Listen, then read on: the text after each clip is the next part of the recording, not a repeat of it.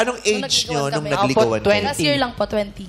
Last year lang. From 11, 12 years old na magkalaro, ang tagal din pala. Opo. Ang tagal. Kasi ang Bakit tagal ganun po katagal? namin magkita nun eh.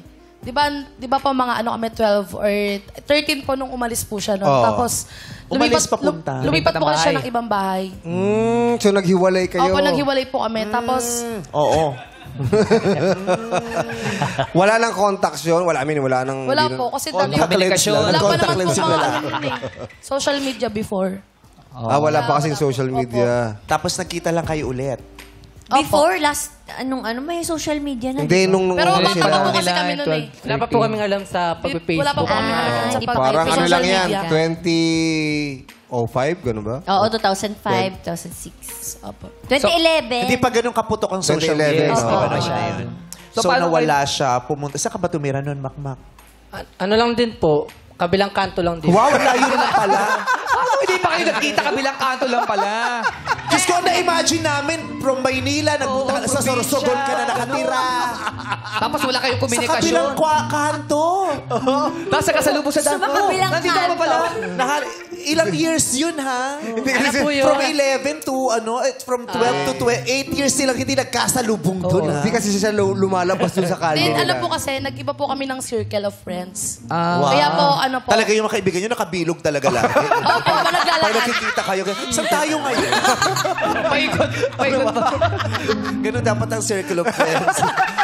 Kung makaturo ka sa akin. Sabi sa akin,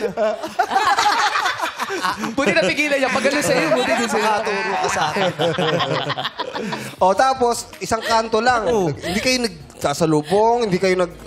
Siyempre, pag nagsisimba kayo. Kasi hindi po siya pinapalabas ng bahay ng tatay niya, Your Honor. Bakit? Sa farm lang siya. Your Honor, di ko na maalala. Hindi talaga kayo nagkasalubong ever. Ano po Hindi yun kayo kasi yung lumipat po ako doon, nag-work na po ako. So bali, hindi na po ako umuwi doon sa kabilang kanto ng bahay namin. Saan ka uwi? Nakarinderya po siya nag-work. Sa may ano Naghugas na siya ng po, plato. Magkaiba ba ng daan yun? Kowa Kaya na po. hindi kayo nagkakasalubong? Opo, magkaiba po. Pero alam mo na malapit lang din sa kabilang... Hindi po, wala po akong idea.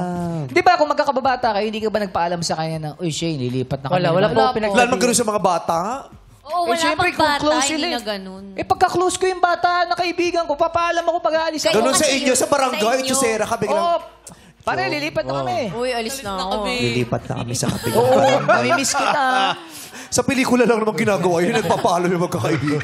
Oo, pero kung dati nagpaalam Classmate ko nga nag-transfer, hindi nga nagsabi sa kanya classroom na. Depende sa lalim ng pagsasama ninyo. Lilipat na kami sa kabilang barangay.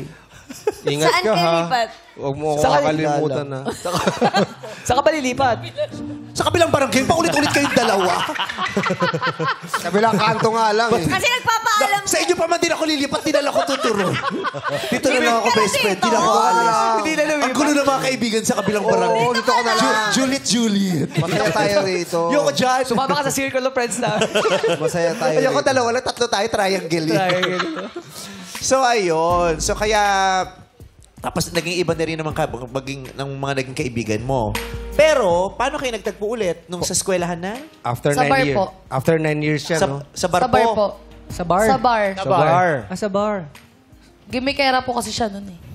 Ikaw hindi. Anong Ano lang gimikera? po, lagi po nagiinom sa mga bar. nagkita kayo doon. Tas Opo, doon. tapos di ba po, nakita po kami doon sa isang bar. Around QC lang din po siya. Tapos, nakita ko na po siya nun. Sabi ko, parang familiar ako sa mukha. Pero hindi ko po siya nilapitan. Siya po yung unang lumapit sa akin. Tapos sabi niya, Tapos ginanon siya, Uy! Tandaan mo ako? Naglaro tayong agawang base nun. Oh. Laki mo na! Nagkakapasa nga ako sa'yo, eh.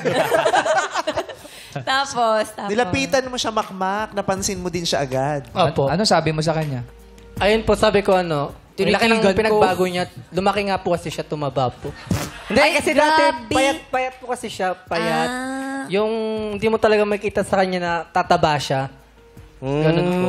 Tapos, na-inlove ka lalo. Hindi pa naman po. Kinuha ko muna yung social media niya. Ano pagkasabi mo sa kanya nung nakita mo siya? Wow, looking great, ano? Ano yung approach mo? Pinagbago mo, Nobita. Ano po? thank you, Sineo. sabat ka ng sabat. Tapos. Police?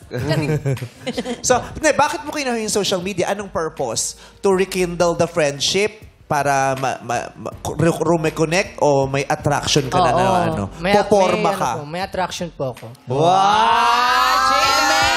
Ganda, Miss Bulacan, MUPH. Alam mo kung anong attraction? Gandang di mo Next inaakala.